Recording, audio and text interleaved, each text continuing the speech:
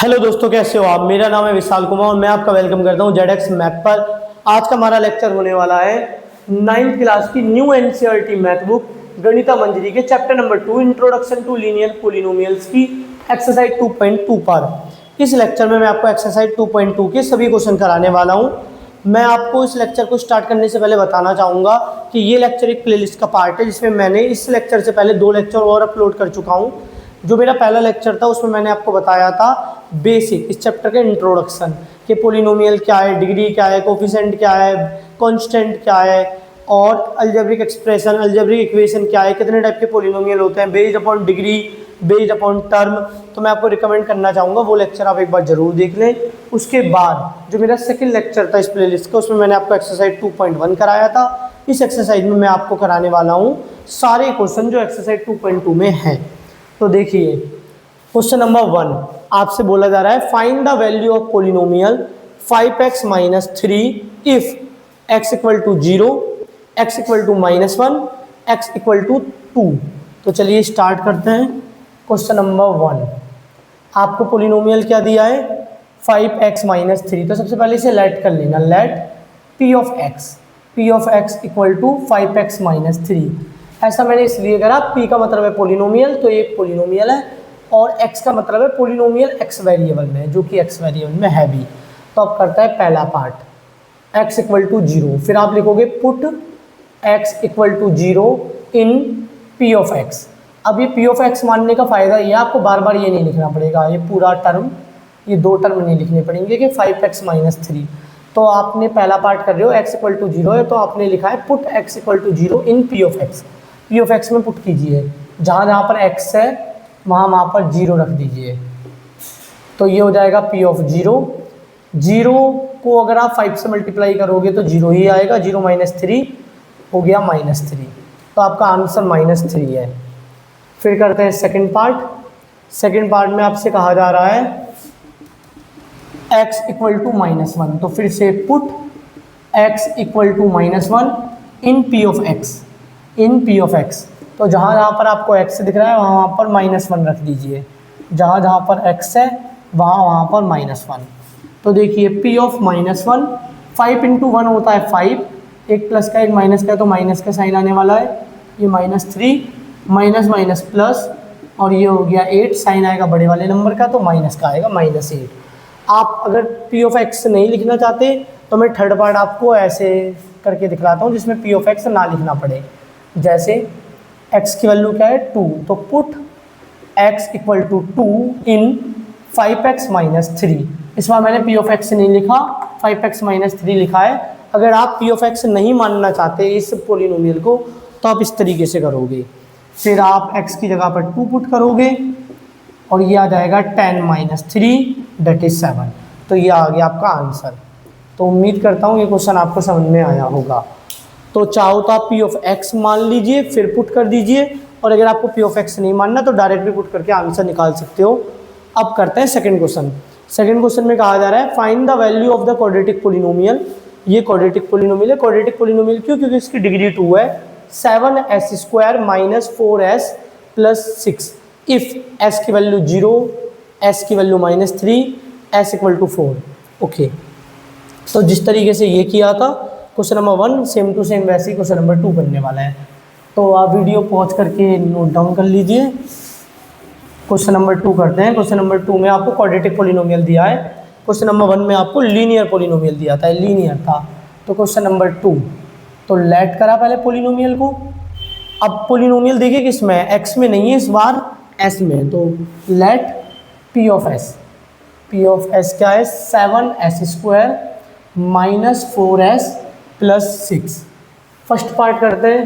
First part में लिखा है s इक्वल टू 0, तो put s equal to 0 in p of s। तो जहाँ जहाँ पर s आपको दिख रहा है वहाँ पर 0 पुट कर दीजिए। 0, 4 इंटू 0 प्लस 6, p ऑफ 0 ये हो जाएगा 7, 0 का स्क्वायर 0 ही होता है। 4 इंटू 0 0 और ये हो जाएगा आपका 0 माइनस 0 प्लस 6, 0 माइनस 0 0 और प्लस 6 करोगे तो आपकी वैल्यू आ गई 6। तो यही है आंसर। अगर आप पी ऑफ एस में 0 पुट करोगे तो ये वाला टर्म भी 0 हो जाएगा, फर्स्ट टर्म, सेकंड टर्म भी 0 हो जाएगा और आंसर आएगा 6। अब देखते हैं सेकंड पार्ट। सेकंड पार्ट में आपसे कहा है एस इक्वल टू -3। ओके, तो put S equal to -3 in P of S. तो जहाँ पर आपको एस दिख रहा है वहाँ पर -3 पुट कर दीजिए। 7 इंटू -3 का स्क्वायर -4 इंटू -3 प्लस 6, ये हो जाएगा पी ऑफ -3। 7 -3 का स्क्वायर होता है 9, ये माइनस का, ये भी माइनस का है, तो 4 इंटू 3 12, साइन आएगा प्लस का, plus 6। P of -3, P of -3 ये हो जाएगा 63 प्लस 12 प्लस 6। अब इन तीनों टर्मों को ऐड कर दीजिए। तो देखिए ऐड करेंगे तो क्या आएगा, ये हो गया 5, 5 और 6 11, 11 का 1 कैरी गया 1, कैरी वाला 1, और ये 1 2, और ये हो गया 6 8। आंसर आ रहा है 81। अब करते हैं थर्ड पार्ट। थर्ड पार्ट में आपसे कहा है एस इक्वल टू 4 लेना है। ओके, तो put S equal to 4 in P of S. एक बार फिर से अगर आप पी ऑफ एस मान के करना चाहते हो तो सेम टू सेम इस तरीके से होगा, पर अगर आपको इस पोलिनोमियल को कोई भी टर्म नहीं मानना, इस पूरे पोलिनोमियल को कोई भी वैल्यू असाइन नहीं करनी, जैसे पी ऑफ एस नहीं मानना, तो कैसे करते, पुट एस इक्वल टू 4 इन, फिर आपको पूरा पोलिनोमियल लिखना पड़ता, क्वाड्रेटिक पोलिनोमियल। अब आप 4 पुट करोगे, जहाँ यहाँ पर ऐसे वहाँ पर 4 पुट कर दिया,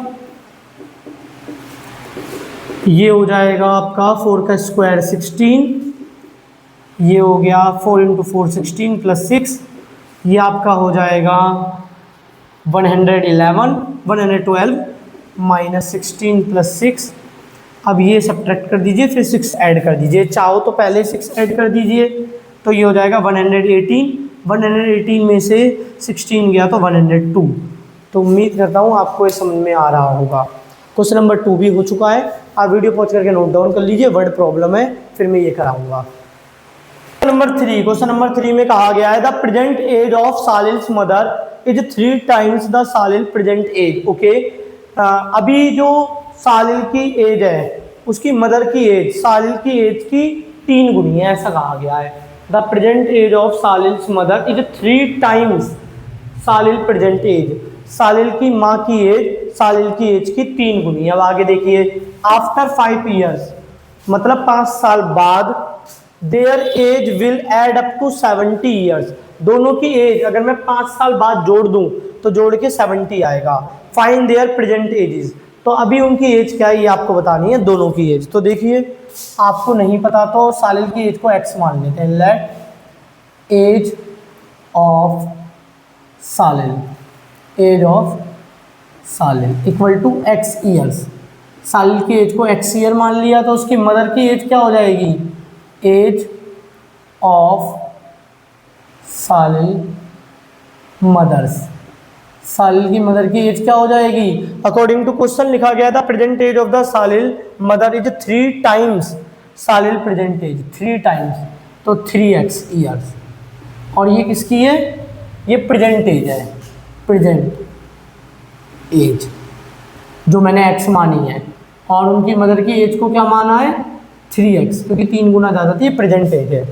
तो आफ्टर 5 ईयर्स, 5 साल बाद, एज ऑफ सालिल, सालिल की एज कितनी हो जाएगी, x प्लस 5। 5 साल बाद वो 5 साल बड़ा होगा तो फिर 5 ऐड कर दिया, अभी प्रेजेंट एज में 5 ऐड कर दिया, 5 साल बाद की एज आ गई।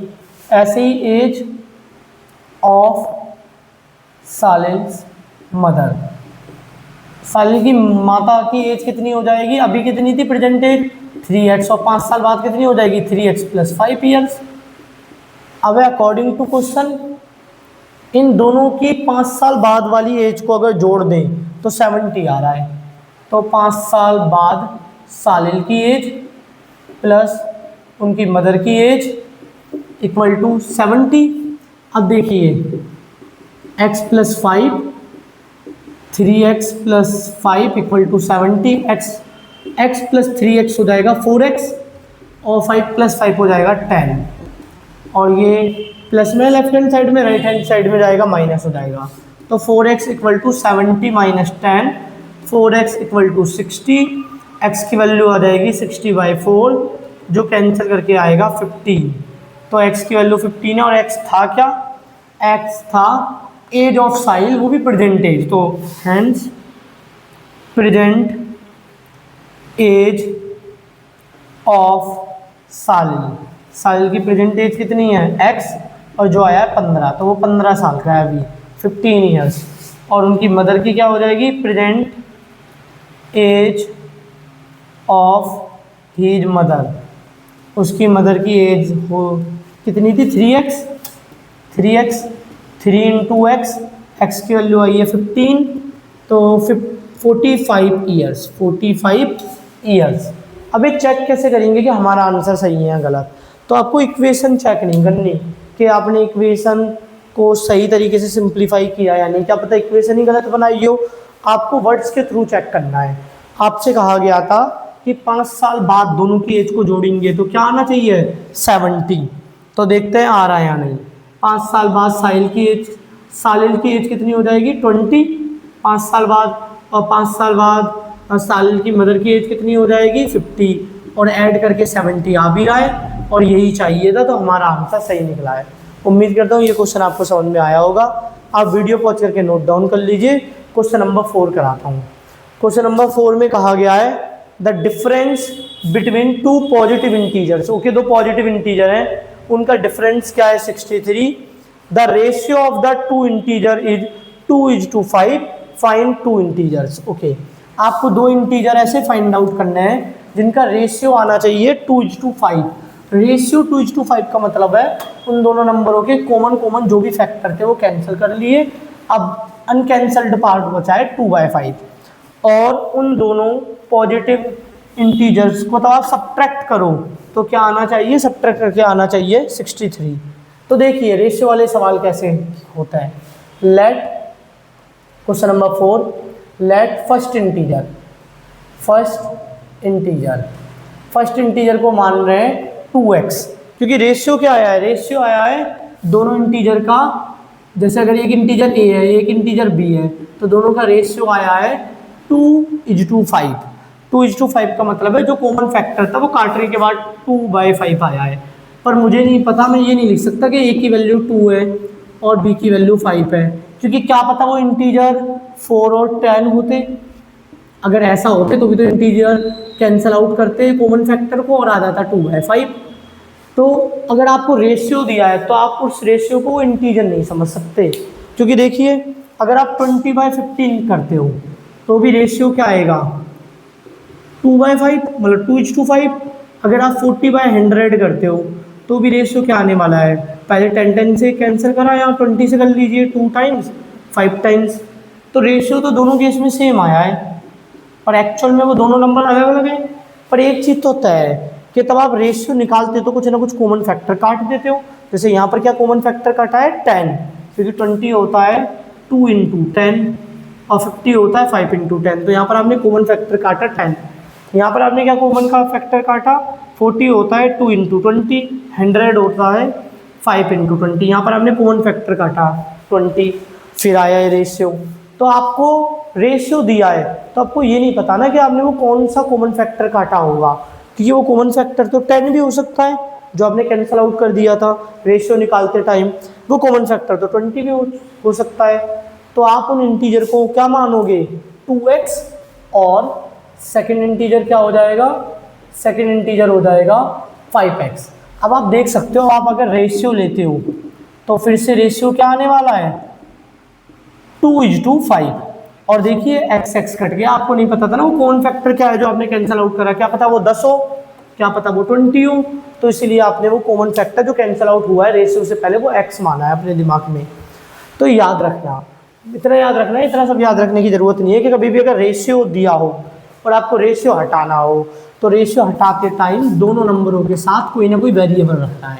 तो मैंने x रख लिया, तो फर्स्ट इंटीजर हो गया 2x, सेकेंड इंटीजर हो गया 5x। अब देखते हैं आगे, आपसे बोला है कि दोनों पॉजिटिव हैं, ठीक है, तो दोनों पॉजिटिव है मतलब दोनों ही 0 से बड़े हैं। अब डिफरेंस बोला है 63, ओके, तो अकॉर्डिंग टू क्वेश्चन बड़ा इंटीजर ये लग रहा है, छोटा इंटीजर ये लग रहा है, दोनों पॉजिटिव है, तो बड़े इंटीजर में से छोटा इंटीजर घटाएंगे तो 63 आना चाहिए। तो 5x में से 2x गया, 3x इक्वल टू 63। x की वैल्यू क्या जाएगी 63, ये 3 मल्टीप्लाई में राइट हैंड साइड में जाएगा डिवाइड हो जाएगा, x की वैल्यू आ गई 21।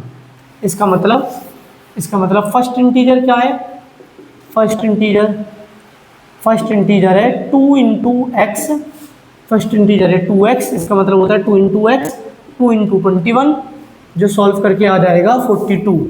तो पहला इंटीजर है 42।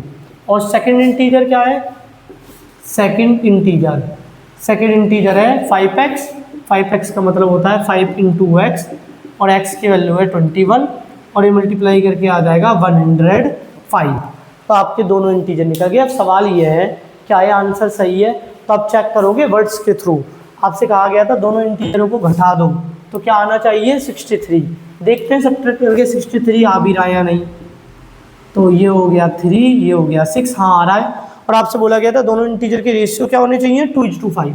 तो देखते हैं दोनों का रेशियो 2:5 आ रहा है या नहीं।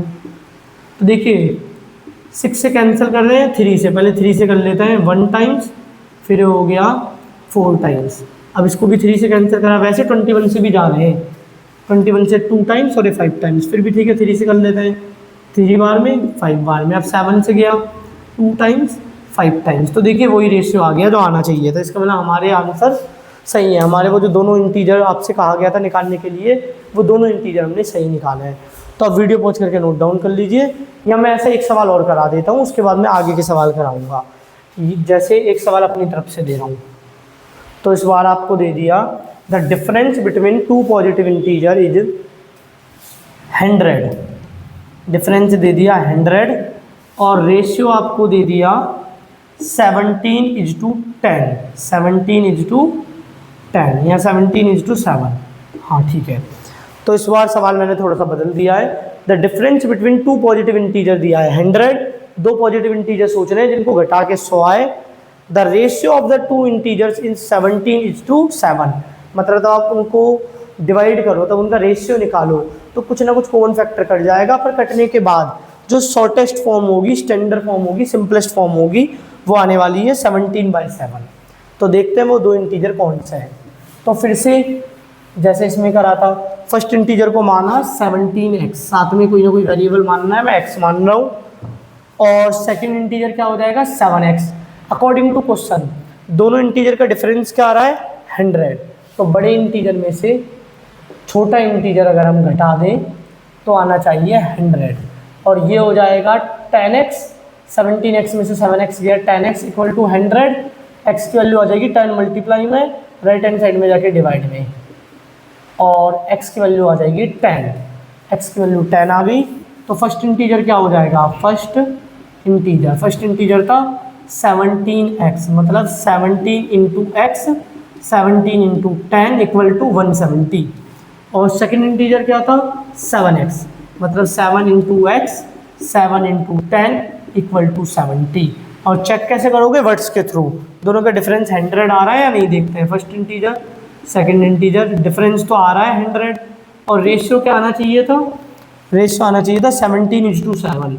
तो देखते हैं रेशियो आ रहा है या नहीं। देखिए कॉमन कट गए, 0 से 0 कट गया, ऐसे समझिए 10 के टेबल में आया 17 टाइम्स, 10 के टेबल में आया 7 टाइम्स। तो देखिए रेशियो भी सेम आ रहा है जो सवाल में दिया था। इसका मतलब हमारा जो सवाल का जवाब आया है वो सही है। तो उम्मीद करता हूँ ये आपको कॉन्सेप्ट समझ में आया होगा। ध्यान रखना कभी भी अगर सवाल में रेशियो दिया हो तो रेशियो हटाने के लिए उसके साथ कोई ना कोई वेरिएबल लिख लेते हैं। तो आप नोट डाउन कर लीजिए। क्वेश्चन नंबर 5 में कहा गया है Ruby had 3 times as many 2 rupee coin as she has 5 rupee coins. Okay, Ruby के पास 2 रुपए वाले कॉइन कितने हैं, 5 रुपए वाले कॉइन से 3 गुना ज़्यादा। मतलब 5 रुपए वाले कॉइन अगर उसके पास 10 हैं तो फिर 2 रुपए वाले कॉइन कितने होंगे, 3 गुना ज़्यादा, तो 30 होंगे। तो कुछ ऐसा है। रूबी हैज 3 टाइम्स, रूबी के पास 3 गुना ज़्यादा है, as many 2 rupee coin, 2 rupee coin 3 गुना ज़्यादा है, as she has 5 rupee coin, उसके बाद 5 रुपए वाले कॉइन जितने हैं उससे 3 गुना ज़्यादा है 2 रुपए वाले कॉइन।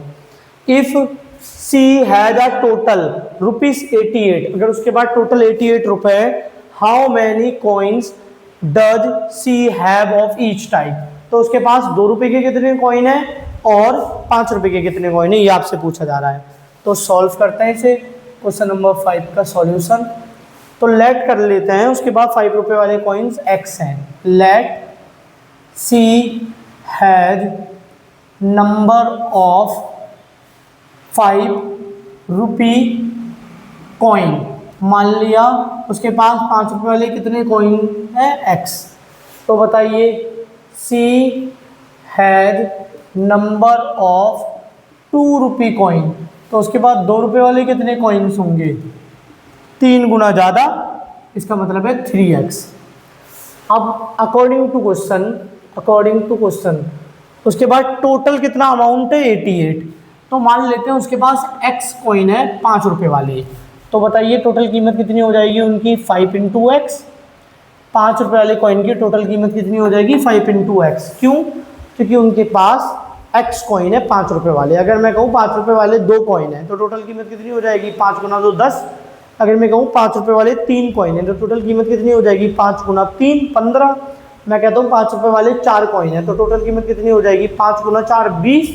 तो ऐसे ही अगर उसके पास x कॉइन है रूबी के पास तो टोटल कीमत कितनी हो जाएगी 5 रुपये वाले कॉइन की 5 गुना x कॉइन है और एक कॉइन की कीमत कितनी है 5, तो 5 गुना x होगी टोटल कीमत जो 5 रुपये वाले कॉइन में है। ऐसे ही उसके बाद 2 रुपये वाले कितने कॉइन है 3x, और तो टोटल कीमत कितनी हो जाएगी 2 रुपये वाले कॉइन की, मान लीजिए 2 रुपये वाले कॉइन उसके बाद 10 है तो टोटल कीमत कितनी हो जाएगी 2 रुपये वाले कॉइन की, एक कॉइन की कीमत है 2 रुपये और टोटल कॉइन है 10, तो 2 गुना 10 20। अगर उसके पास मान लेता हूँ 100 कॉइन है एक एग्जाम्पल के लिए, तो उसके पास टोटल कीमत कितनी हो जाएगी 2 रुपये वाले कॉइन की, उसके बाद 2 रुपये वाले 100 कॉइन है, एक कॉइन की कीमत है 2, तो 2 गुना 100 200। तो वही चीज़ यहाँ पर कहेंगे। तो टोटल कॉइन कितना है 3x और एक कॉइन की कीमत कितनी है 2, और ये टोटल अमाउंट कितना आना चाहिए 88 आना चाहिए।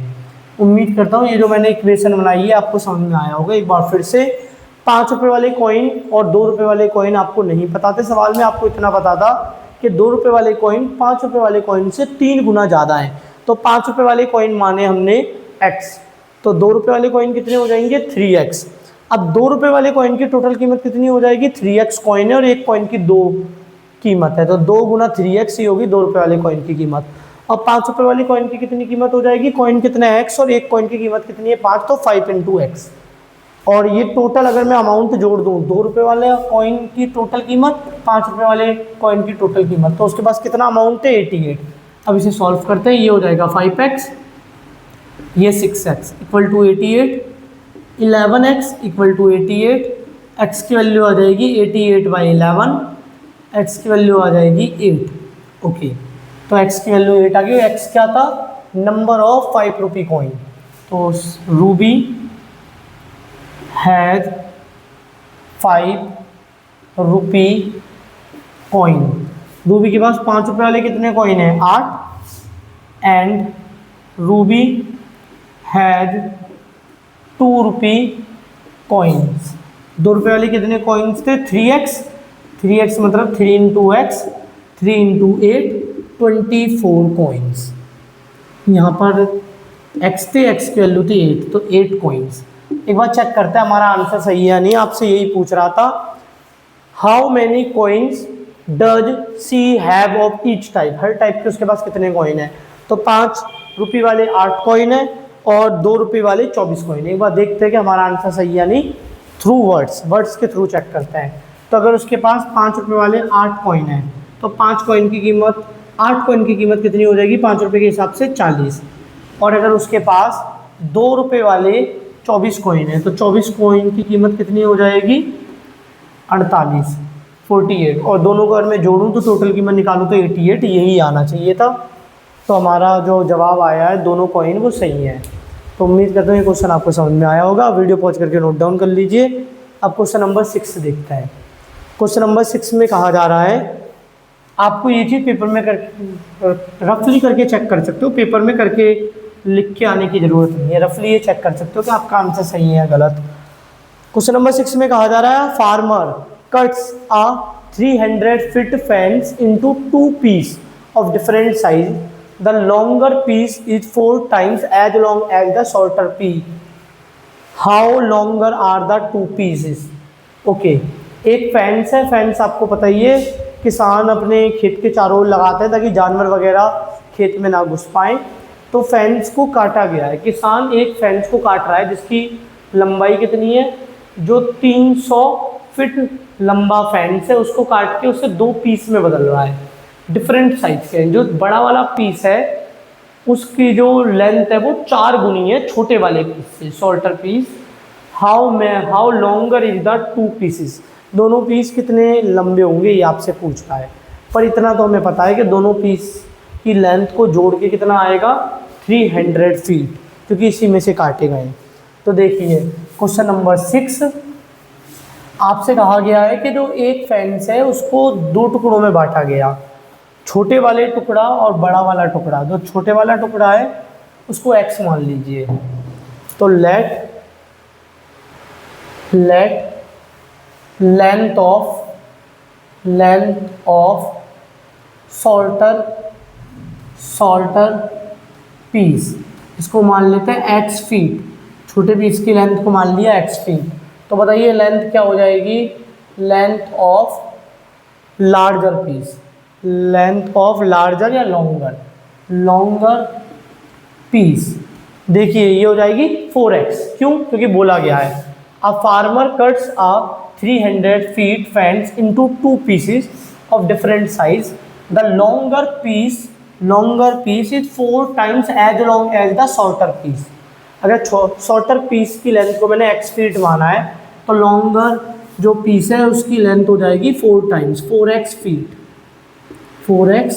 फीट। ओके, और आपसे क्या बोला गया है, आपसे बोला गया है कि आपको दोनों पीस की लेंथ फाइंड आउट करनी है। अब देखिए अकॉर्डिंग टू क्वेश्चन, अगर मैं शॉर्टर पीस की लेंथ को, शॉर्टर पीस लेंथ और लॉन्गर पीस लेंथ को ऐड कर दूं तो क्या आना चाहिए, total length of fence, total length of fence. तो देखिए शॉर्टर पीस क्या था x फीट, लॉन्गर पीस क्या था 4x फीट, और टोटल लेंथ क्या थी फेंस की 300 फीट। तो ये ऐड करोगे आ जाएगा 5x, यहाँ पर कुछ नहीं है तो 1 है, 1x plus 4x 5x equal to 300 feet. और x की वैल्यू निकालने के लिए 5 से डिवाइड कर देंगे, यहाँ पर मल्टीप्लाई में राइट हैंड साइड में जाएगा, डिवाइड हो जाएगा, और ये आया 6 टाइम्स 60। तो x की वैल्यू क्या आई है, x की वैल्यू आई है 60 फीट। 60 फीट का मतलब क्या है कि जो लेंथ ऑफ शॉर्टर पीस है जो हमने x माना था वो कितना है 60 फीट हैंड्स, और लेंथ ऑफ लॉन्गर पीस की लेंथ क्या है 4x, 4 इंटू एक्स 4 इंटू 60, ये हो जाएगा 240 फीट। ओके, अब देखते हैं हमारा आंसर सही है या गलत है। तो आपसे बोला गया था कि जो लॉन्गर पीस है वो शॉर्टर पीस से 4 गुना ज़्यादा लंबा है। तो देखते हैं जो लॉन्गर पीस है वो शॉर्टर पीस से 4 गुना ज़्यादा है। हाँ, ये तो क्लियरली विजुअल है। और दोनों की लेंथ जोड़ के कितनी आनी चाहिए थी 300 फीट। तो देखिए दोनों को तो आप ऐड करोगे 60 प्लस 240 तो फिर 300 फीट ही आ जाएगा। तो ये सवाल सॉल्व हो चुका है। आप वीडियो पॉज करके नोट डाउन कर लीजिए। एक लास्ट क्वेश्चन बचा है इस एक्सरसाइज का। तो क्वेश्चन नंबर 7 में कहा जा रहा है if the length of a rectangle is 3 more than twice its width and its perimeter is 24 centimetre, what are the dimension of the rectangle. Dimension of the rectangle का मतलब है length and breadth of the rectangle. Okay, तो question number 7 करते हैं। Question number 7 में कहा जा रहा है length of rectangle is 3 more than twice its width, तो उसकी विड्थ को कुछ मानना पड़ेगा। तो उसकी विड्थ को x मान लेते हैं, b मान लेते हैं, या कोई भी वेरिएबल जिसमें आप कंफर्टेबल हो, इससे फ़र्क नहीं पड़ता वेरिएबल क्या मानते हो। तो मैं b मान लेता हूँ। क्वेश्चन नंबर 7, लेट ब्रेथ यहाँ पे विड्थ ऑफ रेक्टेंगल, रेक्टेंगल की चौड़ाई को मान लिया b।